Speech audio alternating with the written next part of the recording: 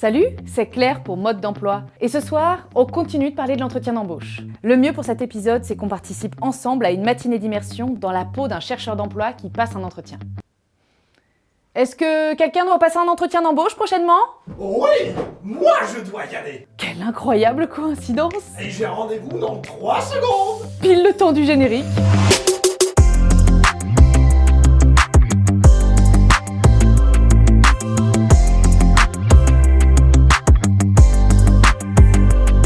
On y est, vous vous êtes préparés, vous vous êtes bien habillés, vous avez votre CV en 2 exemplaires, de quoi prendre des notes et vos papiers? Alors c'est parti.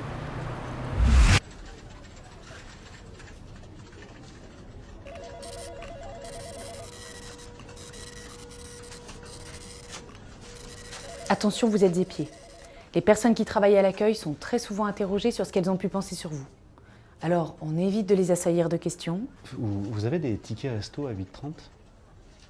Des carnets de 10 ? De faire les 100 pas si jamais il y a du retard. Ou de leur faire des remarques.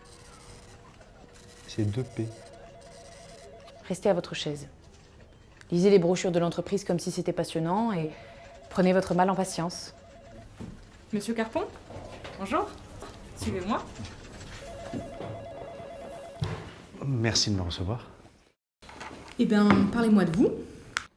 Ah oui, direct. Il n'y a même pas de tour de chauffe. C'est l'incontournable. Parlez-moi de vous, présentez-vous. Alors, je m'appelle Tom Carpon. Je suis dans le domaine de l'assistanat de coordination de direction.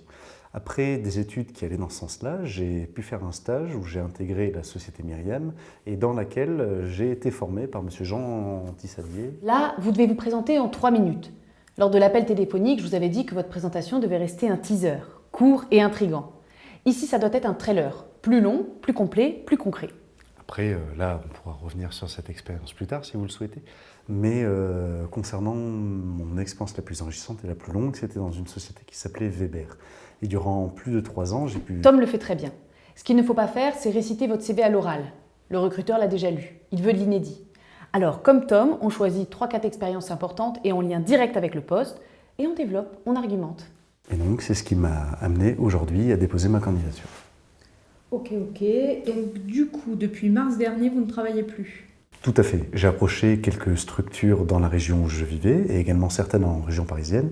Et j'ai eu plusieurs entretiens dernièrement avec une société qui s'appelle Eris. Justifier une longue période de chômage peut sembler délicat. Contentez-vous simplement d'expliquer l'ensemble de vos démarches durant cette période. Nous, on travaille beaucoup avec Cordix, la version 10. Vous maîtrisez cet outil? Je me débrouille. Évitez la modestie. Soit vous ne savez pas et vous dites que vous êtes prêt à vous former, soit vous savez et vous le dites clairement avec un exemple à l'appui. Et oui, effectivement, sur cette période, j'ai travaillé essentiellement avec Cordix. Et vos qualités, vous diriez quoi? Alors, on me trouve relativement sociable. J'aime bien parler aux gens, me rapprocher d'eux et essayer surtout d'anticiper, de comprendre leurs besoins. Ce qui me permet d'être le plus proche de mon client et de pouvoir ramener un projet le plus facilement et sereinement possible à son terme. Ça, c'est très bien. On cite une qualité et on sait l'argumenter et donner des exemples de ce que ça pourrait apporter à l'entreprise. Et en défaut, je dirais que je suis un peu plus lent que mes autres collègues. Après, j'aime vraiment bien prendre mon temps pour faire en sorte que le projet avance le plus sereinement possible et éventuellement détecter quelques coquilles qui auraient pu passer au travers du filet. Même chose pour les défauts, on argumente. Et évidemment, le tout, c'est de laisser subtilement voir que vos défauts peuvent devenir des qualités si on les anticipe. Et arrêtez avec le perfectionniste. Vous aimez travailler en équipe? Ça dépend. Quand on est 2, 3, ça va, quand c'est cadré. Et j'aime le travail en équipe. Où est-ce que vous voyez dans 5 ans? Eh bien, j'aimerais vraiment pouvoir continuer dans le domaine de la coordination de direction. C'est vraiment un des endroits où je me suis senti mieux et le plus à ma place. Cette question-là, c'est vraiment pour sonder l'envie d'évoluer du candidat. Et aussi pour voir si vous postulez pour du court terme ou du long terme. Et chez Cambo, pourquoi vous avez quitté l'entreprise?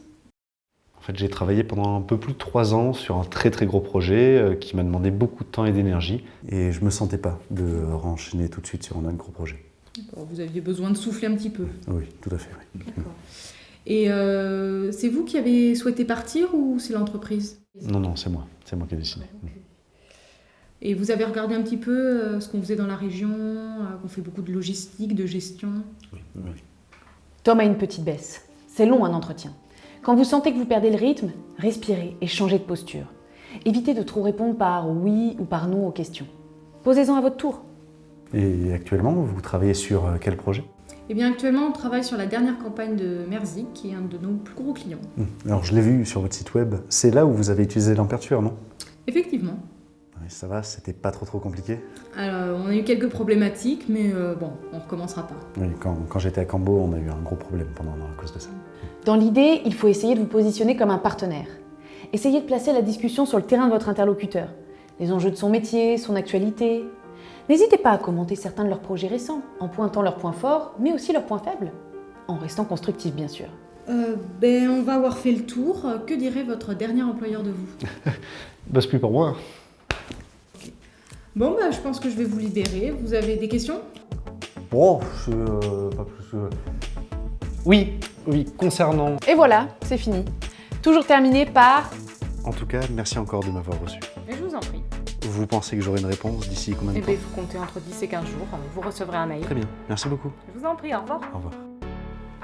On a été pas mal. Il sera important à la suite de l'entretien d'envoyer une lettre de remerciement pour avoir été reçu et de faire un petit bilan de comment ça s'est passé.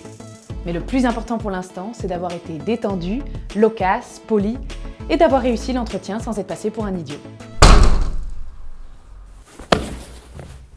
C'est rien, c'est normal.